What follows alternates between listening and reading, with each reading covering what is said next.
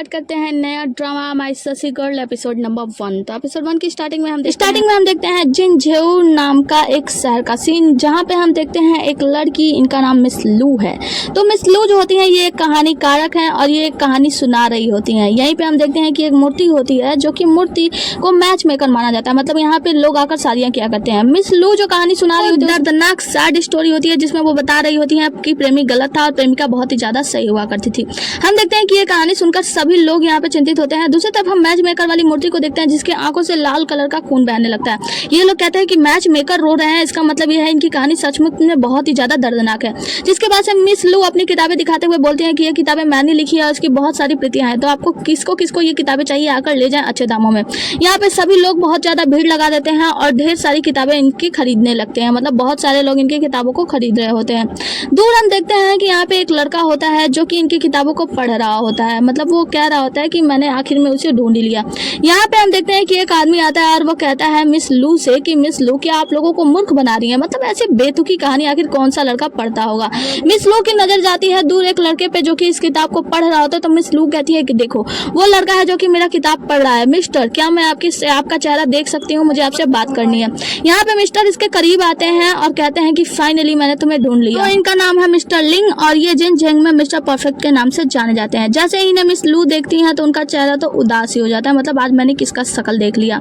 Mister लिंग उनकी तरफ बिल्कुल भी नहीं देखते हैं और वो आगे बढ़ जाते हैं मूर्ति के पास, जहाँ पे जाने के बाद वो मूर्ति के आंखों से निकल रहे आंसू को टच करते हैं और उसे मसलते हैं। यहाँ पे लोग इनके बारे में बातें बनाने लगते हैं, बातें बनाने लगते हैं कि तुम ऐसा कैसे कर सकते हो, तुमने मूर्ति को छू दिया, यानी तुमने मूर्ति को अपवित्र कर दिया। मिस्टर लिंग को तो कोई फर्क नहीं पड़ता, वो मिस लू के पास आते हैं, उनके सामने आकर कहते हैं कि तुम ऐसा कैसे कर सकती हो, तुम अपनी किताबों में मेरी बदनामी के बारे में लिख रही हो, जबकि तुम ही थी जो मुझे सालों पहले छोड़कर चली गई थी। जिसके बाद से वो मूर्ति की सच्चाई बताते हुए कहते हैं कि मूर्ति की आंखों में लाल कलर की मोमबत्ती लगी हुई है और यहाँ पे इतनी सारी मोमबत्तियां जलने की वजह से वो लाल कलर की मोमबत्ती पिघल गई और वो आंसू में बदल गई, और ये सब चाल थी मिस लू की। मिस लू का इतना सुनना था कि लिंग को एक थप्पड़ जड़ देती हैं, जिसके बाद से मिस लू वहां से चली जाती हैं और मिस्टर लिंग उनके पीछे पीछे जाते हैं उन्हें ढूंढने के लिए। सभी लोग बातें बनाने लगते हैं कि ये लड़की कैसे थप्पड़ मार सकती है। मिस्टर लिंग यहाँ पे चारों ओर मिस लू को ढूंढ रहे होते हैं, तभी इनके पास एक आदमी आता है और वो बताता है कि हम लोग कितने दिनों से उन्हें ढूंढ रहे थे। जिसके बाद से वो याद करता है, कहता है कि 1 साल 6 महीने 3 दिन हो गए, इतने समय से मैं उसे ढूंढ रहा हूँ। हमें एक कहानी फ्लैशबैक में दिखाई जाती है जहाँ पे एक जगह पे ये मिस लू को ढूंढ रहे थे, तो इनका एक आदमी आकर बताता है कि ये आपके लिए विदाई पत्र है जो कि मिस्टर लिन लिख कर गई है, और इसमें लिखा हुआ है कि वो आवेश में आकर आपके साथ आ गई थी, लेकिन उन्होंने जीवन भर का जितना भी वादा किया था वो सादा वादा तोड़कर वो वहां से जा चुकी है। उन्होंने कहा है कि वो जीवन भर में कभी भी आपका शक्ल नहीं देखना चाहती। मिस्टर लिन को आज ये बात याद आती है, तो यहाँ पे हम एक नए व्यक्ति से मिलते हैं, इसका नाम होता है यूचू, जो मिस्टर लिन का नौकर होता है। ये इनसे बताता है कि आपको पता है ना वो महिला कितनी ज्यादा हृदयहीन है, इतने सालों से आप उन्हें ढूंढ रहे थे और आज जाकर जब वो मिली तो आपको एक थप्पड़ मारकर निकल गई। ये दोनों लोग आगे ढूंढने के लिए निकल जाते हैं, तो हम देखते हैं कि मिस लू यहीं पे खड़ी होती हैं, छिपी होती हैं। वो जब वहां से बाहर निकलती हैं तो यहाँ पे एक लड़की आती है और उन्हें खाने को मीठा देती है, और इसका नाम होता है ताओ, जो कि इनकी नौकरानी है मिस लू। ताओ कहती है कि मैडम लू, वैसे ये आदमी बहुत ही ज्यादा हैंडसम था, तो वो कहती है कि तुम देखो जो भी जितना भी ज्यादा खूबसूरत होता है ना उतना ही ज्यादा हृदयहीन होता है, तो उसके बारे में ना सोचो, हमें यहाँ से घर चलना चाहिए। तो मिस ताओ कहती है कि पहले रुको, तो यहाँ पे लैल्टन फेस्टिवल शुरू ही होने वाला है, हम उसे देखकर चलते हैं, चलो देखते हैं। जिसके बाद से मिस लू बोलती है कि हाँ। मिस लू ताओ के साथ लैल्टन फेस्टिवल को देखने के लिए जाती हैं, जहाँ पे हम देखते हैं कि कुछ लड़कियां नृत्य कर रही होती है, बहुत ज्यादा भीड़ होती है। मिस ताओ और लू आगे चली जाती हैं और मिस ताओ कहती है कि देखो ये कितना ज्यादा खूबसूरत लग रहा है ना, ये लैल्टन, ये नाचती हुई लड़कियां, क्या आपको नहीं लगता कि ये बिल्कुल उसी की तरह है जैसा कि आपने एक कहानी लिखा है, बस थोड़ा बहुत फर्क है। तो यहाँ पे मिस लू कहती है कि मिस मतलब लू जो होती है वो कुछ सोच रही होती है। तभी हम देखते हैं कि यहाँ पे एक लाल कपड़ा इनके आगे सामने लटक जाता है। मिस लू क्या करती है, उस लाल कपड़े को पकड़ती है और पकड़ के खींच देती है, जिसके पास हम देखते हैं कि ऊपर से एक इस लाल कपड़े से बंधा हुआ लाश लटक जाता है, और ये लाश होता है जी फांगफाई, जो कि सदाचार हॉल के चिकित्सक होते हैं। और इनकी लाश को देखकर वहां से सारी लड़कियां जो डांस वांस कर रही होती है वो लोग भाग जाती हैं, भगदड़ मच जाती है। एक आदमी आता है और कहता है कि मिस लू ने खून कर दिया है, जी फांगफाई का खून हो गया, मिस लू ने खून कर दिया। उन्होंने खून बिल्कुल वैसे ही किया है जैसे उन्होंने अपनी किताब में लिखा था। ये मिस लू जो है वो हत्यारन है और वहां से भागने लगता है। मिस लू इससे पहले कि कुछ सोच पाते यहाँ पे कुछ सैनिकगढ़ आ जाते हैं, जिसमें से ले यू होता है जो जिनझेऊ के हेड कांस्टेबल है। लू और ताओ दोनों को गिरफ्तार कर लिया जाता है। सीन यहाँ से कट होता है। आगे किस सीन में हम देखते हैं कि सीधा न्यायालय में, जहाँ पे मिस ताओ कह रही होती है कि मिस लू मुझे तो बहुत ही ज्यादा डर लग रहा है। मिस लू कहती है कि डरने की क्या बात है जब हमने कोई भी खून नहीं किया है, लेकिन ये डर जाती है जब चेहरा देखती है न्यायाधीश का, क्योंकि न्यायाधीश कोई और नहीं बल्कि मिस्टर लिन होते हैं। मिस्टर लिन कहते हैं कि मिस लू आपने इस किताब में लिखे गए के अनुसार मिस्टर जू की हत्या की है। मिस लू कहती हैं कि नहीं, मैंने उनकी हत्या नहीं की है। वो कहते हैं कि ये किताब आपने लिखी है और अब सबको पता है कि आप हत्यारन हैं। मिस लू कहती हैं कि ये किताब मैंने लिखी है तो हजारों लोगों ने इस किताब को पढ़ा भी है, तो ऐसा भी तो हो सकता है और लोग भी हत्या कर सकते हैं। जहाँ पे लोग इस बातों पे अनुमति तो देते हैं कि हाँ ये बात तो सही है। जिसके बाद से मिस्टर लिन कहते हैं तो ठीक है, आज के बाद से आपकी ऐसी सनसनी वाली किताबें कहीं भी नहीं बेची जाएगी। कहते हैं कि मिस्टर ले ये आपके ऊपर है, आप सभी दुकानों पे जाके सूचना पहुंचाएं कि जो भी मिस लू के किताबों को अपने दुकानों पे रखेगा और बेचेगा उसके ऊपर जुर्माना लगाया जाएगा। मिस्टर ले कहते हैं कि जी जैसी आपकी आज्ञा। लेकिन मिस लू को पसंद नहीं होता, वो खड़ी हो जाती है, कहती है कि ये तुम गलत कर रहे हो, तुम कितने ज्यादा घृणित व्यक्ति हो, तुम बहुत ही ज्यादा बुरे हो, मैं कल ही जिंग जोग छोड़ के यहाँ से चली जाऊंगी। जिसके बाद से मिस्टर लिन उनके पास आते हैं उनके करीब आकर उनके कान में कहते हैं कि आप जिंग जोग से कहीं भी नहीं जा सकती। जिसके बाद से वो फैसला सुनाते हैं कि जब तक फैसले का अंत नहीं हो जाता, यानी जब तक कातिल पकड़ा नहीं जाता, मिस लू को ये शहर छोड़ के जाने का आदेश नहीं है और यहीं पे इस कार्यालय को स्थगित किया जाता है। मिस्टर लिन यहाँ से चले जाते हैं और मिस लू बहुत ही ज्यादा गुस्सा करती हैं। जिसके बाद से मिस्टर ले कहते हैं मिस्टर चू से कि मुझे ऐसा लगता है कि महाराज को यानी मिस्टर लिन को शायद मिस लू पे क्रश है। तो मिस्टर चू जो होते हैं वो कहते हैं कि दरअसल ना, वो उनके बचपन का प्यार है। आगे का सीन यहाँ से कट होता है और हम देखते हैं मिस लू को जो कि अपने कमरे में बैठी होती है और अपनी नौकरानी से कहती है कि ये दुनिया कितनी ज्यादा छोटी है, मैंने कभी नहीं सोचा था कि मिस्टर लिन यहाँ तक मेरा पीछा करते हुए आ जाएंगे। इनकी नौकरानी कहती है कि ओह तो आपकी किताबों में बेवफा व्यक्ति वही है। जिसके बाद से वो याद करती है कि एक बार जब वो मिस्टर लिन का इंतजार कर रही थी तो वहाँ पे एक आदमी आया था, उन्हें एक चिट्ठी देते हुए कहा था कि ये मिस्टर लिन की तरफ से है। चिट्ठी में लिखा होता है कि मैं लिन, मैं बचपन से तुमसे प्यार करता था, ये सब ये नाटक था, एक बचपना था, हमारे परिवार वाले कभी एक नहीं हो सकते क्योंकि तुम हमारे परिवार से बहुत ज्यादा नीचे हो। जिसके बाद से उन्होंने विदाई पत्र देते हुए कहा था कि अब हम कभी एक दूसरे का शक्ल नहीं देखेंगे। ये सब कुछ याद करके मिस लू को बहुत ही ज्यादा गुस्सा आती है और कहती है खैर छोड़ो, अभी मुझे और ज्यादा पीना है, और वो शराब पीने लगती है। इनको देखते हैं जो कि वही कहानी की किताब को पढ़ रहे होते हैं। इनका नौकर आता है, कहता है कि मालिक अभी किताब को पढ़ना बंद कीजिए, आपको पता है ना कि इसमें जो हत्यारा था वो मिस्टर लिन थे, मतलब वो सीधा सीधा आपको बदनाम करने की कोशिश करी है, तो आपको ये किताब नहीं पढ़ना चाहिए। मिस्टर लिन कहते हैं कि खैर वो सब छोड़ो, ये बताओ तुमने जांच की तो क्या पता चला। वो कहता है कि मैंने जितना भी जांच किया ना, मुझे कुछ पता चला है, मुझे बहुत ज्यादा गुस्सा आ रहा है। आपको पता है, मुझे पता चला कि मिस लू यहाँ पे 1 साल पहले आई थी और तब उन्होंने अपने किताबों का दुकान खोला था और इनके साथ साथ एक अमीर व्यापारी है जो कि इनका साथ दे रहे हैं, अमीर घर के लोग, उनका नाम है मिस्टर फू। मिस्टर फू उनका साथ दे रहे हैं, वो दोनों मिलकर ये किताबों को बेच रहे हैं और बहुत सारे पैसे कमाए हैं। उन्होंने हर एक किताब में बस आपको बुरा ठहराया है, मतलब आपकी बदनामी करने की कोशिश की है। तो मिस्टर लिन जो होते हैं वो कहते हैं कि वैसे इस किताब के अनुसार ही मिस्टर जू की मृत्यु हुई है, ये कोई साधारण सी बात नहीं है, हमें इस किताबों की दुकान की अच्छे से जांच करनी चाहिए, तभी जाके हम हत्यारे तक पहुंच पाएंगे। आगे के सीन में हम देखते हैं कि मिस लू सो रही होती है और कुछ सपने में देखकर डर जाती है, क्योंकि वो सपने में देखती हैं कि कोई व्यक्ति जो कि ताबूत में बंद हुआ है और वो ताबूत से बाहर निकलने की कोशिश कर रहा है। ये अचानक से डर के उठ जाती है। जिसके बाद इनकी नौकरानी यहाँ पे आती है और कहती है कि क्या आप ठीक तो है ना। वो कहती है कि हाँ बस थोड़ा सा बुरा सपना देख लिया। जिसके बाद वो दूसरी तरफ देखती हैं कि कुछ किताबें जिसमें वो कहानियां लिख रही थी उसमें पड़ी हुई है मेज पे, तो वो जाकर उस किताबों को देखती है जिसमें कुछ अलग होता है। वो कहती है अपनी नौकरानी से क्या कोई अभी अभी अंदर आया था। वो कहती है कि मैं लंबे समय से आंगन में ही थी लेकिन कोई भी अंदर नहीं आया। वो कहती है कि मैंने कुछ कहानियां लिखी थी, इसमें कुछ बदलाव हुआ है, कोई आया था जिसने इस पांडुलिपियों में बदलाव कर दिया है और इसमें जो है हत्यारा का जो जगह है, स्थान वो बदल दिया गया है। हत्यारे का स्थान बदलकर तियानी टी हाउस कर दिया गया है। जगह और समय दोनों बदल दिया गया है। तब अपने नौकरानी से पूछती है कि क्या समय हो रहा है, तो वो किताब में लिखे हुए समय के अनुसार ही हो रहा होता है।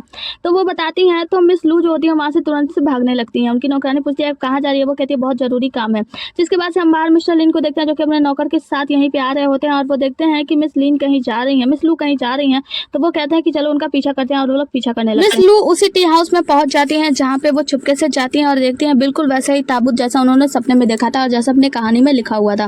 मिस लू कहते हैं कि ये सब क्या है, बिल्कुल मेरी कहानी की तरह हो रहा है। और अपने कहानी के अनुसार वो धीरे धीरे उस ताबूत की तरफ बढ़ती हैं जहाँ पे वो सोचते हुए जा रही होती है कि कहानी में उन्होंने क्या क्या लिखा है, बिल्कुल वैसा ही करती हैं। वो उस ताबूत के पास जाती हैं और धक्का देकर उस ताबूत को खोलती हैं। जब वो ताबूत को खोलती हैं तो हम देखते हैं उसमें मिस लू के हाथों में भी खून लग जाता है। तभी यहाँ पे एक आदमी आता है और वो चिल्लाने लगता है कि हत्यारन, इसने फिर से हत्या कर दिया, हत्यारन ने हत्या कर दिया। यहाँ पे मिस लू कुछ समझा पाती, इससे पहले ही मिस लिन यहाँ पे पहुंच जाते हैं। मिस्टर लिन जो होते हैं इन्हें गिरफ्तार करके ले जाते हैं।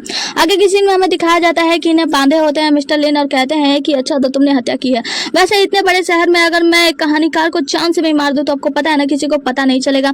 तो मिस लू कहती है कि आप ऐसा क्यों करना चाहते हो। मिस्टर लिन कहते हैं भूल गई, तुमने मुझे थप्पड़ मारा था, उस थप्पड़ का बदला तो लेना ही होगा। और आग में से एक अजीब सा जला हुआ कुछ चीज निकालते और कहते हैं कि अब मैं तुम्हें जला के मार दूंगा। जिसके बाद से वो उसे जलाने जाते हैं और इनकी नींद खुल जाती है। हमें पता चलता है कि ये तो मिस लू का सिर्फ एक सपना था और वो बहुत ही ज्यादा डर जाती हैं। कहती हैं हैं कि वो तो मुझे जिंदा नहीं छोड़ेगा, भगवान प्लीज मेरी मदद करो, और वो भगवान को मदद करने के लिए पुकार रही है। दरवाजा खुलता है और यहाँ पे मिस्टर लिन आते हैं। मिस्टर लिन को देखकर मिस लू तो पूरी तरीके से डर जाती हैं, कहते हैं कि तुम मेरे साथ क्या करना चाहते हो, प्लीज मुझे माफ कर दो, मुझे माफ कर दो, मैं तुम्हें थप्पड़ नहीं मारना चाहती थी। वो कहते हैं कि अब तुम बताओ तुम टी हाउस में क्या कर रही थी। वो कहते हैं कि मैं तुम्हें क्यों बताऊं, देखो मैंने खून नहीं किया, तुम्हें पता है ना कि कोई मुझे फंसाने की कोशिश कर रहा है। मिस्टर लिन कहते हैं कि सच सच बताओ कि तुम टी हाउस क्या करने के लिए गई थी, तुम क्या छुपा रही हो।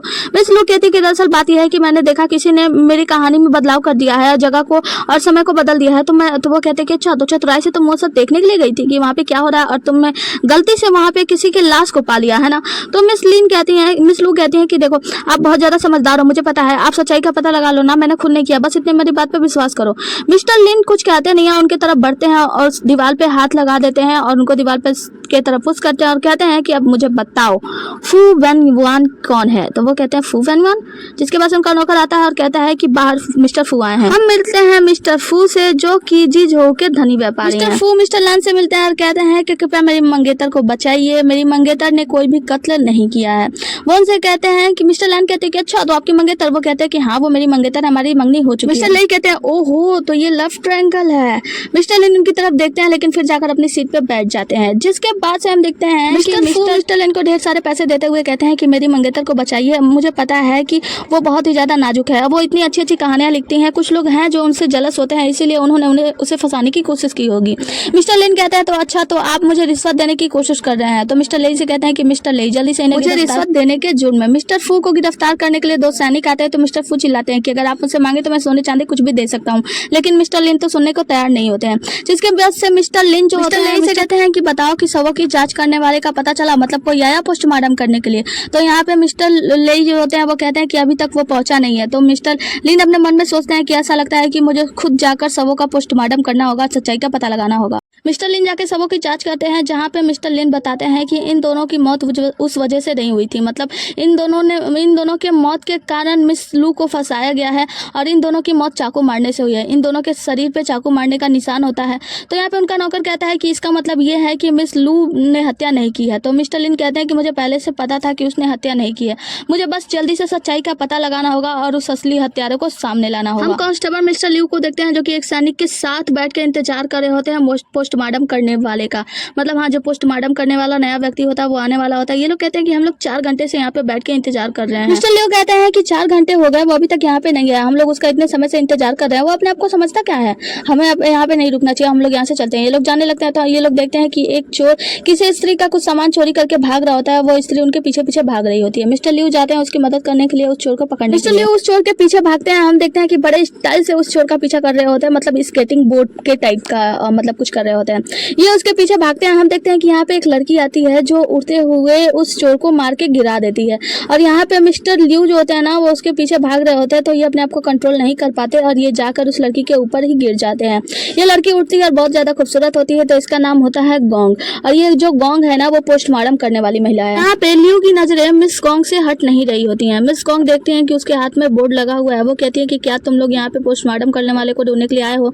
वो लोग कहते हैं हाँ, तो वो कहते हैं चलो मैं हूँ, और आगे निकल जाती है। लियू का साथी जो रहता है वो उनसे कहता है कि मुझे ऐसा क्यों लगता है कि ये महिला बहुत ही ज्यादा खतरनाक है। तो लियू कहता है कि ऐसी कोई बात नहीं, ये तो बहुत ही ज्यादा आकर्षक महिला है, और वहाँ से निकल जाता है। यहाँ से कट होता है और हम देखते हैं कि मिस्टर लेई जो होते हैं वो मिस गोंग का बहुत ही ज्यादा सेवा कर रहे होते हैं, उन्हें चाय पिला रहे होते हैं, उनके आगे पीछे घूम रहे होते हैं। मिस गोंग बताती हैं कि मेरा नाम लेई, कहते हैं कि अच्छा तुम तो बहुत ही ज्यादा खूबसूरत भी हो। हम देखते हैं कि यहाँ पे मिस्टर लिन आते हैं, मिस्टर लिन को देखकर मिस गोंग उनके पास जाती है और कहती हैं कि भाई तुम कैसे हो चचेरे भाई। चचेरे भाई का सुनकर यहाँ पे मिस्टर लेई कहते हैं क्या चचेरा भाई, तो वो कहते हैं कि हाँ ये मेरा चचेरा भाई। जाके चेयर पे बैठ जाता है तो मिस गोंग कहती हैं कि वैसे भाई आपने कई सालों से 100 की जांच नहीं किया और मेरे आने के बगैर आप जाके 100 की जांच करें, ऐसा लगता है कि कोई है जिसकी आप परवाह करने लगे हैं, किसी का नाम हटाना चाहते थे, है ना। तो यहाँ पे जो मिस्टर लेई होते हैं वो बताते हैं कि हाँ आपको पता है वो मिस लू है। तो मिस लू का नाम सुन के यहाँ पे बहुत ज्यादा गुस्सा हो जाती है मिस गोंग और कहती हैं कि भाई तुम्हें पता है ना कि उसकी वजह से तुम्हें कितने सारे परेशानियों का सामना करना पड़ा था, तुम अभी भी उस लड़की के पीछे हो। मिस्टर लिन कहता है कि मिस्टर लेई इन्हें ले जाइए, आराम करने दीजिए क्योंकि ये आई हैं बहुत ज्यादा थक गई होंगी। लिन जेन में आते हैं जहाँ पे मिस लू कहते हैं कि क्या मैं जा सकती हूँ, तो मिस्टर लिन कहते हैं कि हाँ जा सकती हो। मिस लू वहाँ से उठती हैं और वहाँ से जाने लगती हैं। फिर वो वापस आती है और कहती है कि अच्छा बताओ मिस्टर फू का क्या, उसे भी छोड़ दो। तो वो कहते हैं कि अच्छा तुम उसे छुड़वाना चाहती हो तो चलो मुझसे भीख मांगो। आगे के सीन में हम देखते हैं कि मिस्टर फू की हालत खराब होती है और मिस लू उसे लेकर जा रही है। ये दोनों बातें करते हुए जा रहे होते हैं। मिस्टर फू कहते हैं कि वैसे उसने तुम्हारे साथ कुछ गलत तो नहीं किया ना। वो कहते हैं कि नहीं उसने मेरे साथ कुछ भी गलत नहीं किया है। तो मिस्टर फू कहते हैं कि वैसे मुझे पता नहीं था कि वो इतना न्यायप्रिय व्यक्ति है, मतलब उसे पता चला कि तुमने हत्या नहीं की है तो तुम्हें उसने छोड़ दिया। तो मिस लू कहती हैं कि मुझे पता है, मैं उस व्यक्ति को अच्छे से जानती हूँ, उसे जुआ बिल्ली का खेल खेलना बहुत ही ज्यादा पसंद है, तो वो हमें इतनी आसानी से नहीं जाने देगा। तो मिस्टर फू कहते हैं तो ठीक है फिर हमें ये शहर छोड़ के चले जाना चाहिए। तो मिस लू कहती है कि मैं नहीं जा सकती क्योंकि ये दोनों हत्याएं मेरी किताबों से जुड़ी हुई हैं। अगर किसी को, सभी लोगों ने ये किताबें पढ़ी हैं और सबको पता चला है कि मेरी किताबों की वजह से वो मौत हुई है, तो जब तक मैं हत्यारे का पता नहीं लगा सकती मैं चैन से नहीं बैठ सकती और मैं अपने फैंस को क्या जवाब दूंगी। जिसके बाद से मिस्टर फू कहते हैं कि हाँ तुम्हारा कहना तो सही है। ये लोग बातें कर रहे होते हैं तभी कुछ दूर से सुनाई देता है कि आग लगी हुई है। फू कहते हैं कि ऐसा लगता है किसी गरीब के घर पे आग लग गई है। तो मिस लू कहती है कि पागल, ये हमारे दुकान का ही आग है, और वो दौड़ते हुए चली जाती हैं। मिस्टर फू भी पीछे पीछे जाते हैं। जहाँ पे वो पहुंचते हैं तो यहाँ लोगों से पूछते हैं कि क्या हुआ। तो यहाँ पे एक आदमी बताता है कि ये लोग कह रहे हैं कि लू पर भूत प्रेत का साया आ गया है, इसलिए मिस लू अपनी किताबों में जो कुछ भी लिख रही है वो सब कुछ सच हो रहा है। इसीलिए सभी लोगों ने मिलकर इनकी किताबों को जला दिया है, इनकी किताबों को आग लगा दिया, दुकान को भी आग लगा दिया है।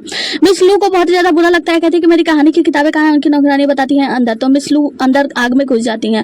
मिस्टर फू को बाहर रोक लिया जाता है। मिस लू अंदर जाती है और अपनी किताबों को उठाती है और रो रही होती है कि मेरी सारी किताबें, मेरा सारा मेहनत जल के राख हो रहा है। और यहीं पे ये एपिसोड खत्म हो जाता है। आगे का एपिसोड देखने के लिए उत्साहित होना, पता लगाने के लिए कि आखिर में कातिल कौन है। तो अगले एपिसोड के लिए नेक्स्ट पार्ट कमेंट कर दो। चलो ta-ta bye bye, take care.